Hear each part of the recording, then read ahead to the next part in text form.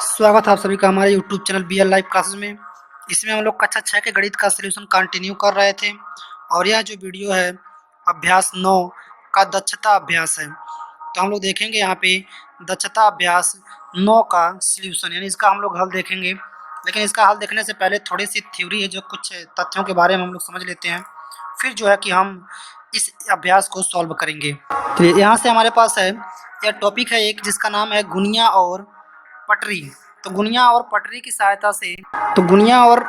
सहायता से किस प्रकार से समांतर रेखाएं खींची जाती हैं, यह हम लोग देखेंगे। इसको हम लोग सेट स्क्वायर कहते हैं। सेट स्क्वायर गुनिया और पटरी को औजार बॉक्स में होता है, ठीक ना। तो स्केल को पटरी कहते हैं, आप देखे ही होंगे, ठीक ना। इस पे बना होता है एक इंची का, एक जो है कि सेमी का।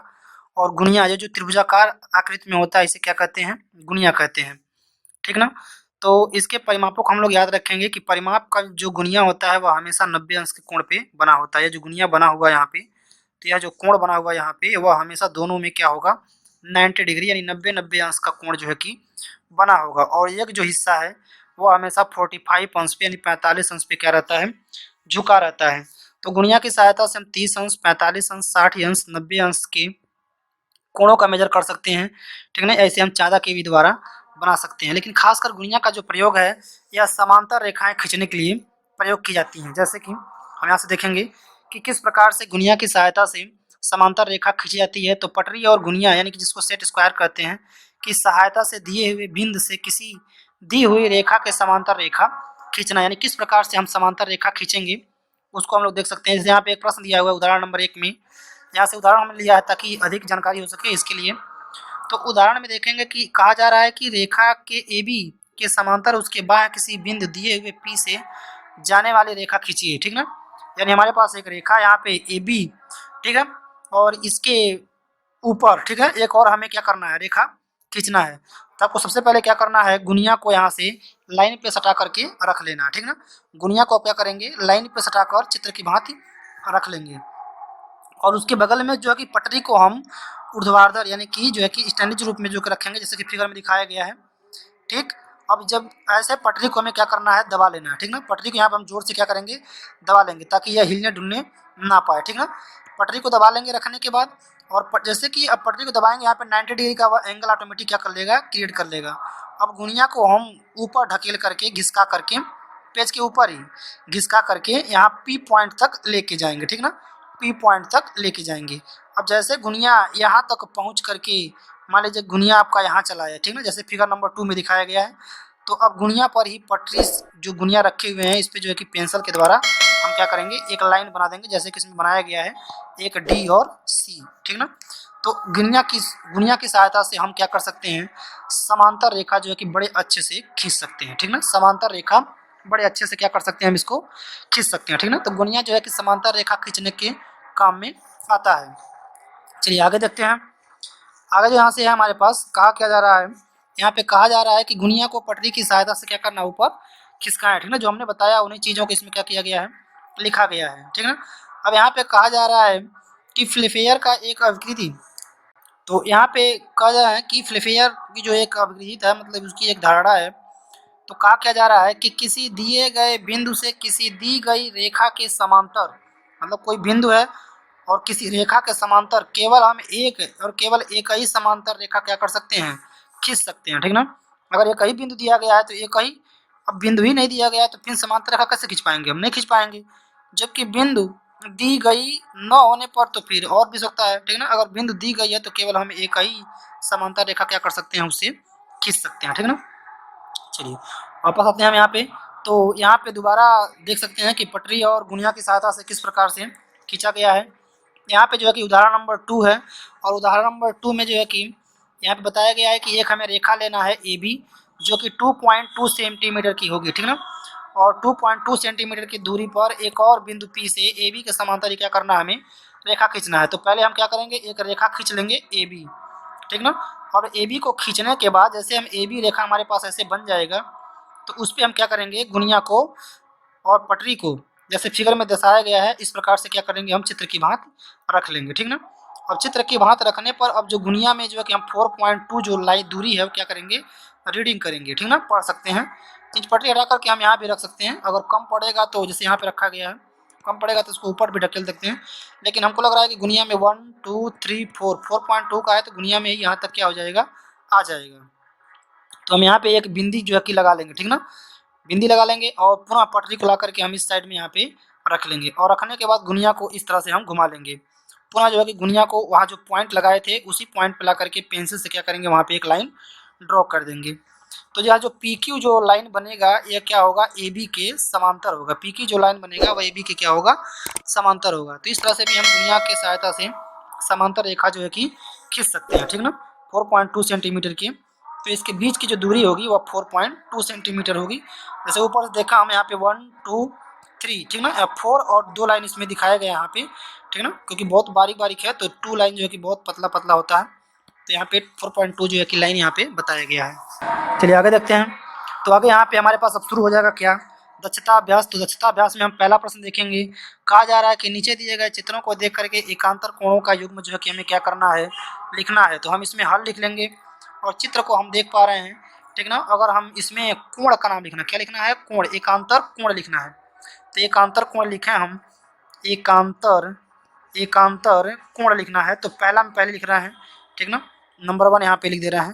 तो पहला का एकांतर कोण लिखेंगे तो यहाँ हो जाएगा बी क्यू आर, क्या हो जाएगा, बी क्यू, यहाँ पे हो जाएगा नीचे आर, यानी यह जो है कि इसका क्या है, एकांतर कोण। तो लिख सकते हैं कोण B Q R, B Q R, ठीक ना, एकांतर कोण है किसका, कोण। अब दूसरा तरफ आएंगे तो यहाँ से चल सकते हैं सी से या चल सकते हैं क्यू से। तो लिखेंगे क्यू आर सी, तथा एक और है अभी, क्योंकि जो है कि एकांतर कोण 2 होता है। अब कौन है तो उसको हम लिख पाएंगे यहाँ से, और लिख सकते हैं क्या, ए क्यू आर नीचे, ठीक ना, कोण ए क्यू आर, ठीक ना। अब दूसरा यहाँ से लिख सकते हैं डी आर क्यू, ठीक ना, डी आर क्यू या क्यू आर डी।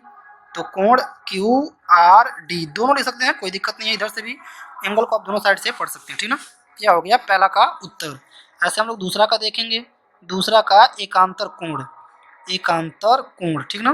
तो दूसरा में भी एकांतर कोण हमें बताना है। तो इसका हम लोग एकांतर कोण लिख पाएंगे यहाँ से। तो इसका हम लोग एकांतर कोण क्या लिखेंगे, दूसरा में देखेंगे तो हो जाएगा डी सी ए, यानी कि जो एंगल 1 है, कोण डी सी ए। तो डी सी ए जो है वह बराबर होगा किसके, सी ए बी के, किसके हो जाएगा, सी ए बी के, ठीक ना, यानी एक जो है कि 4 के बराबर। तो यहाँ पे हम इसको लिख सकते हैं, ठीक ना। तो यहाँ पे हम लिख देंगे इसको कोण सी ए बी, कोण सी ए बी, यह हो गया। और भी है एक और, ठीक ना, तथा लिख सकते हैं, तथा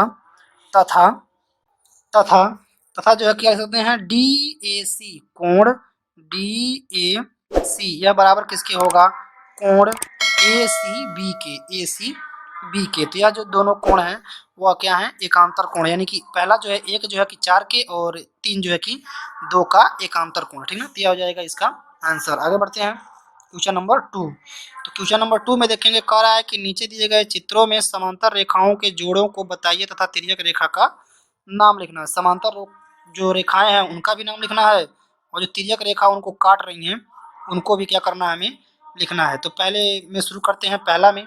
तो समांतर रेखा अगर हम लिखें तो यहाँ पे समांतर रेखा कौन है, डी ई ए बी के क्या है, समांतर है, यानी कि डी ई जो है, डी बी जो है समांतर है किसके, ए बी के, ठीक है। और तिर्यक रेखा लिखें, तिर्यक रेखा, तो तिर्यक रेखा का नाम क्या हो जाएगा, तिर्यक रेखा का नाम हो जाएगा यहाँ पे क्या, कौन काट रहा है यहाँ पे, बी सी। तो यह जो है कि क्या कर रहा है, उसको काट रहा है। तो यहाँ पे लिख देंगे तिर्यक रेखा बी सी, ठीक ना। दूसरा का लिखेंगे हम लोग, दूसरा में लिखेंगे अगर हम लोग समांतर रेखा, तो देख रहे हैं यह दोनों क्या है, आपस में समांतर हैं, ठीक ना। तो इनका हम नाम लिखेंगे ए बी समांतर, ए बी समांतर क्या है, ई सी, क्या है, ई सी। और तिर्यक रेखा लिखेंगे यहाँ पे, तिर्यक रेखा। तो तिर्यक रेखा का जब नाम लिखेंगे तो तिर्यक रेखा कौन काट रहा है इनको, तो यहाँ पे नीचे काट रहा है इसको क्या, डी सी, ठीक ना, क्या काट रहा है इसको, डी सी, या बी सी बी डी भी लिख सकते हैं, क्या लिख सकते हैं, बी डी, ठीक ना, ये भी लिख सकते हैं। तो यहाँ से हो गए जो कि समांतर रेखा और तिर्यक रेखा के नाम। अगला प्रश्न देखते हैं क्वेश्चन नंबर 3। तो यहाँ पर है क्वेश्चन नंबर 3।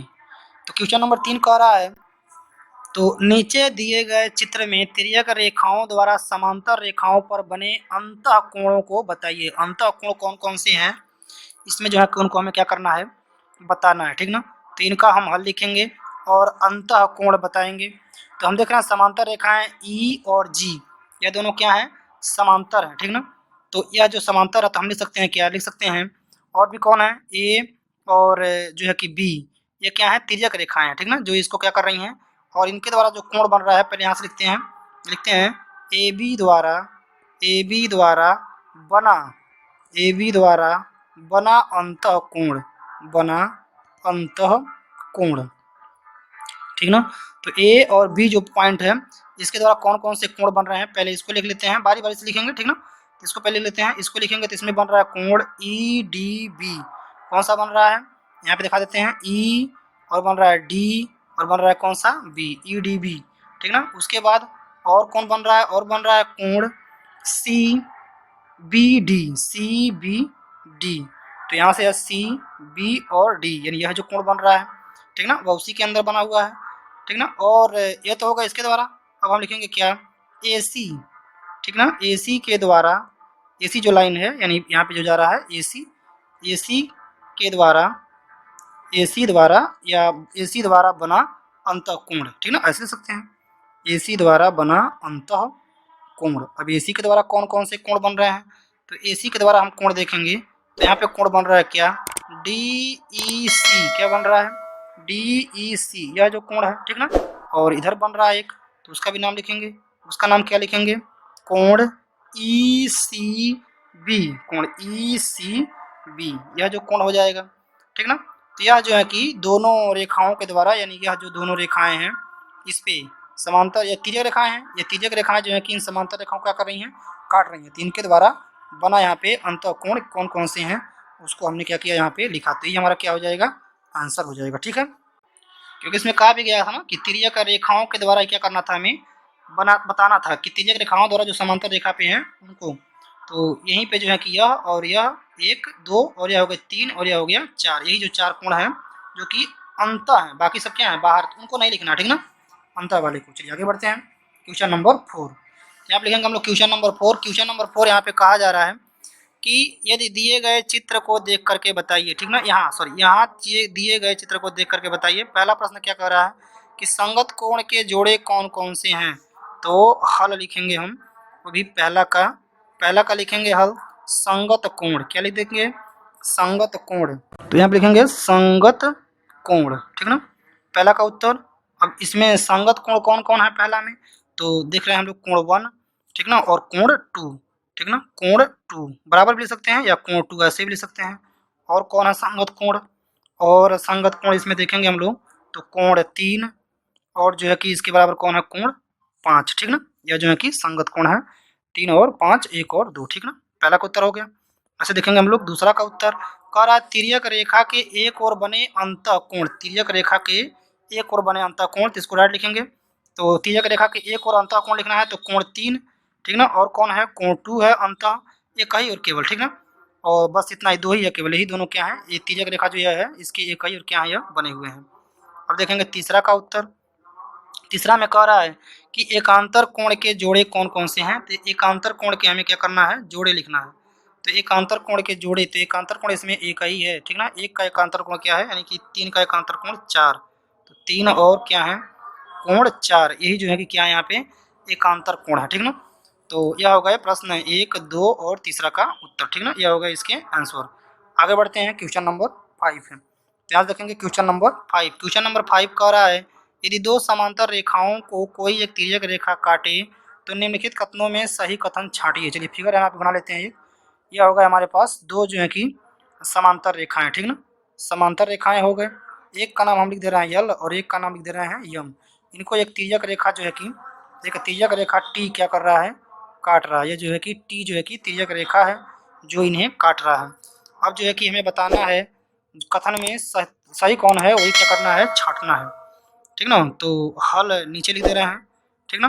अब पहला देखते हैं कि सत्य है कि नहीं, ठीक है, तो कह रहा है एकांतर कोण के दो जोड़े बनते हैं, सही है, ठीक ना, एकांतर कोण के कितने कोणे बनते हैं, दो कोणे, दो बनते हैं, तो सही है। ठीक ना। दूसरा या हाँ भी लिख सकते हैं, हाँ, ठीक ना, ऐसे लिख सकते हैं कि हाँ। दूसरा कह रहा है, दूसरा में देखेंगे तो कह रहा है प्रत्येक अंतः कोण के लिए एक संगत कोण होता है, ये भी सही है, ठीक ना। होता है तो हाँ लिख सकते हैं या सही लिख सकते हैं, सही है, ठीक। तीसरा, तीसरा में देखेंगे हम, तीसरा कह रहा है कि संगत कोण सदैव बराबर होता है। अभी पिछले भी पढ़े हम लोग कि संगत कोण क्या होते हैं, बराबर होते हैं, तो ये भी क्या है, सही है, ठीक ना, या हाँ कह सकते हैं। चौथा, चौथा में कह रहा है संगत कोण एक दूसरे के संपूरक होते हैं। तो संगत कोण जो है कि एक दूसरे के संपूरक नहीं होते हैं, ठीक ना, क्योंकि बराबर होते हैं लेकिन एक दूसरे संपूरक कैसे होंगे। मान जो हमेशा उनका 180 या 90 नहीं होता, ठीक ना, कम बेसी जो कि हो सकता है, तो संपूरक नहीं होता, मान बराबर होता, ठीक ना। तो यहाँ पे सही नहीं है, यानी कह सकते हैं क्या, नहीं, ठीक ना, यहाँ पे कह सकते हैं कि नहीं, ठीक ना।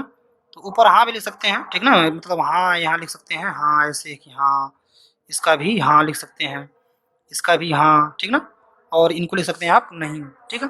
तो ऐसे भी लिख सकते हैं, कोई दिक्कत नहीं है। चलिए पाँचवा, पाँचवा में कह रहा है कि एकांतर कोण सदैव बराबर होता है। तो हाँ, एकांतर कोण जो है कि हमें क्या होते हैं, बराबर होते हैं, तो ये भी क्या हो गया, हाँ हो गया, ठीक ना। तो यही क्या होगा, इस प्रश्न के उत्तर हो गए। केवल हाँ और ना में क्या करना था, हमें जवाब देना था कि हाँ और ना में, ठीक है। चलिए आगे देखते हैं क्वेश्चन नंबर 6। क्वेश्चन नंबर 6 में यहाँ पे कह रहा है कि नीचे दिए गए चित्र में क्यू आर एस कितना होगा जबकि पी क्यू आर एस समांतर है। तो हल में हम देखेंगे, लिख लेंगे, चूंकि पी क्यू समांतर है किसके, आर एस के। जब पी क्यू समांतर है आर एस के तो कोण क्यू आर एस बराबर होगा कोण पी क्यू आर के, ठीक ना। तो या आप ऐसे भी लिख सकते हैं, इसमें इसको हम ऐसे लिख सकते हैं, ठीक ना, चूंकि लिख सकते हैं आप ऐसे कि कोण पी क्यू आर बराबर दिया है कितना, 30 अंश, ठीक है। और इसलिए जो है कि आपका कोण पी क्यू आर बराबर है कोण यस आर क्यू के, ठीक ना, या क्यू ऐसे भी लिख सकते हैं इसको, क्यू आर एस भी लिख सकते हैं। तो इसलिए आपका हो जाएगा कोण क्यू आर एस बराबर कितना हो जाएगा, 30 अंश, ठीक है ना। तो इसका भी आंसर है, यानी कि दोनों कोण आपस में क्या होंगे, यहाँ पे बराबर है, सिंगल एक लाइन में आप समझ सकते हैं। तो हमने यहाँ पे लिख के भी दिखा दिया है, ठीक ना, कि जब ये दोनों पैरेलल हैं तो इनके कोण भी क्या होंगे, आपस में बराबर होंगे। चलिए आगे देखते हैं क्वेश्चन नंबर 7। यहाँ पे है क्वेश्चन नंबर 7, और क्वेश्चन नंबर 7 से केवल मैं यहाँ पे समझा सकता हूँ, ठीक ठीक लाइन माप करके मेजर नहीं कर सकते, क्योंकि आप इसको अपने कॉपी पे बनाएंगे तभी आप इसको अच्छे से समझ पाएंगे।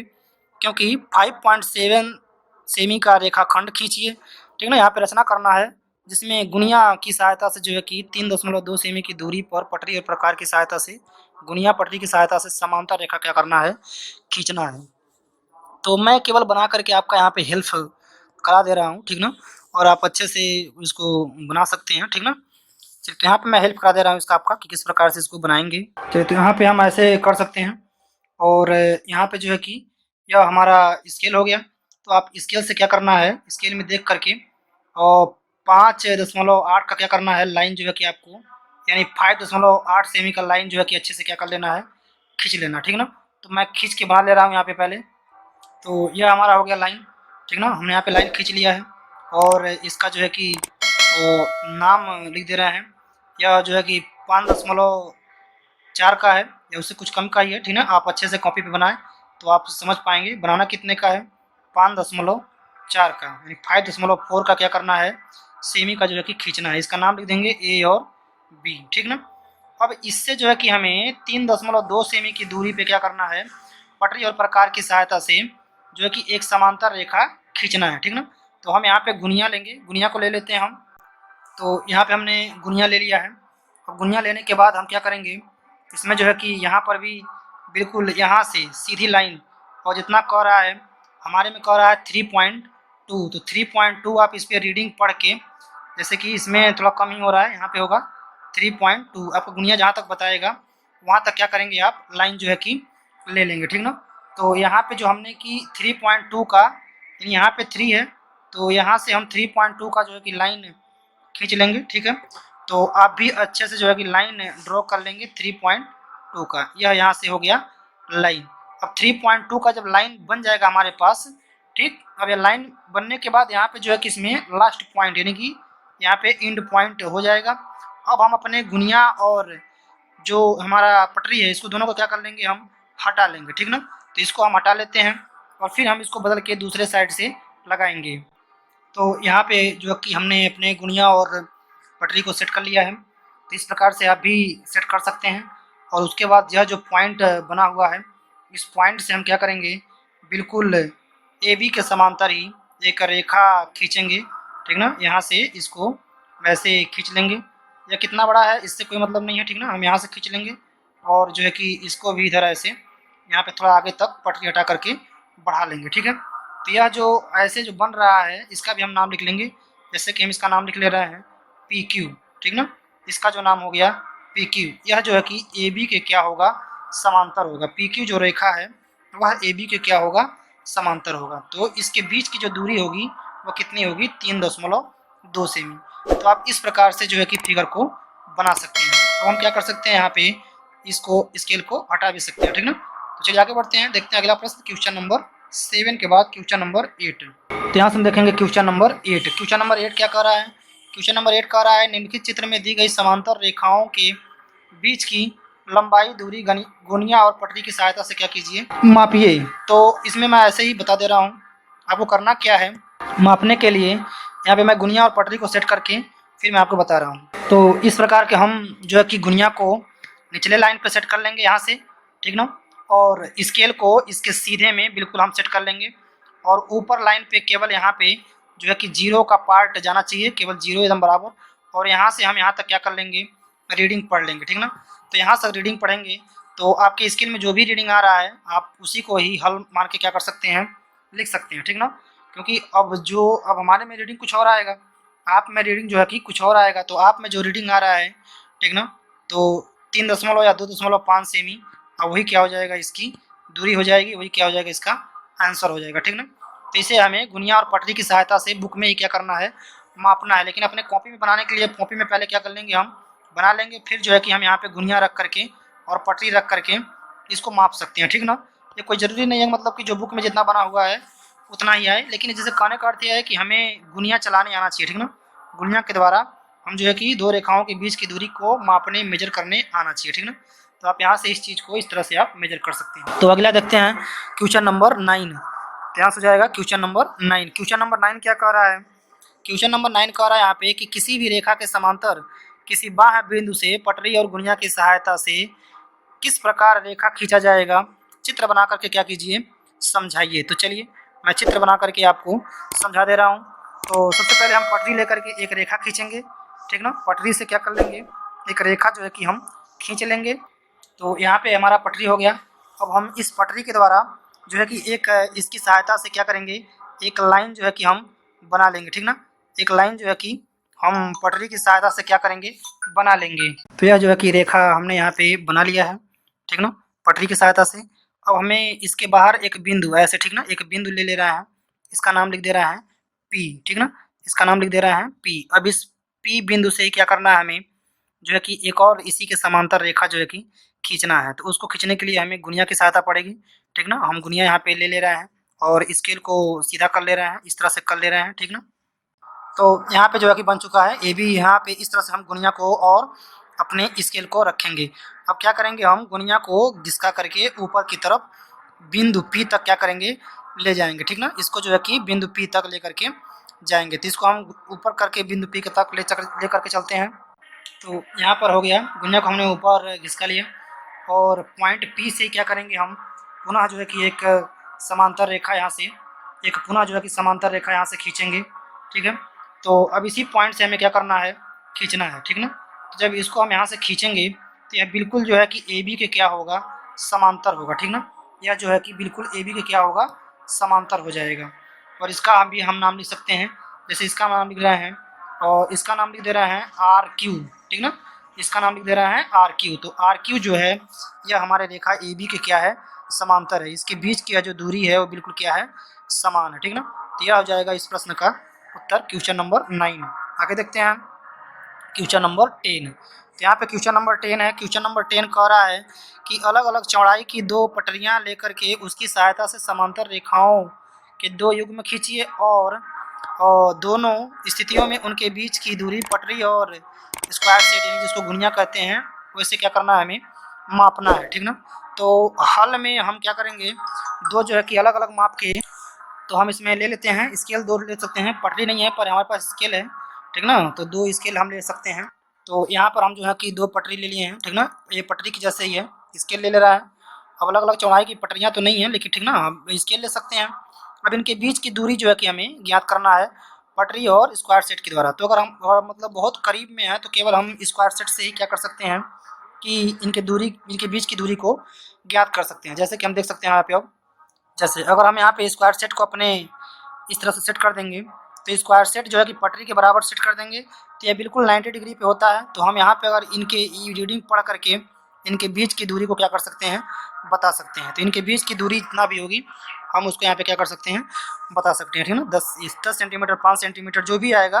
तो इस तरह से हम, अगर बहुत लंबी दूरी है, गुनिया नहीं आ रहा है, तो हम उसके बगल में एक पटरी भी क्या कर सकते हैं, रख सकते हैं। यानी कि एक पटरी रख करके, यानी स्केल रख करके भी हम जो है कि उसके बीच की दूरी को नाप सकते हैं कि यह कितने सेंटीमीटर का है, ठीक है। तो यह रहा इस प्रश्न का, इस प्रश्नावली का लास्ट क्वेश्चन। चलिए, वीडियो को देखने के लिए बहुत बहुत धन्यवाद।